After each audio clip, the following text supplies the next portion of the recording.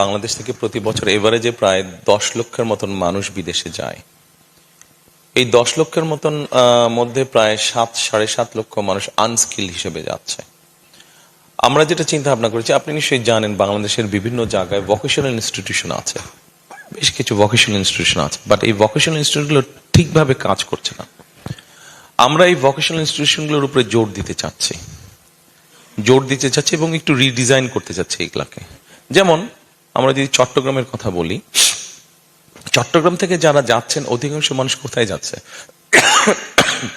Middle ইস্টে যাচ্ছে। তাহলে মিডল ইস্টে কি কি ধরনের কাজের অপরচুনিটি আছে আমাদের দেশের মানুষের? তাহলে আমাদের ভোকেশনাল ইনস্টিটিউটে নেক্সট 5 to 10 ইয়ার্স কি কি ধরনের কাজের অপরচুনিটি আছে মিডল ইস্টে? এটা তো সহজ ব্যাপার বের করা, খুব ডিফিকাল্ট ব্যাপার না। আচ্ছা, এটা ইনফরমেশন লাগবে, ডাটা লাগবে আপনার।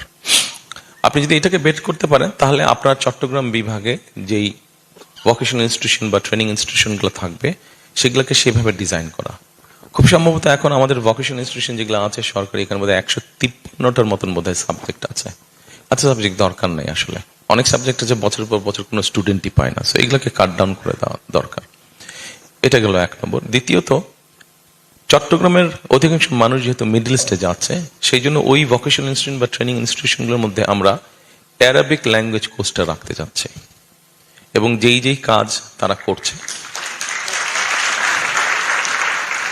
যেই কাজকে এইম করে মানুষগুলো যাচ্ছে, তারা যদি তাদের ওই ট্রেনিংটা পায়, সাথে যদি ল্যাঙ্গুয়েজ কোর্সটা জানা থাকে, তাহলে আপনি যেটা বললেন যে তারা যাচ্ছে থেকে কিন্তু ভ্যালু অ্যাড করছে না, তারা যে রেমিটেন্স পাঠাচ্ছে সেটা ভ্যালু অ্যাড করছে না।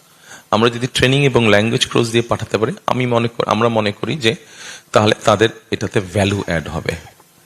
আপনারা কি একমত এটার সাথে? আপনারা মনে করেন?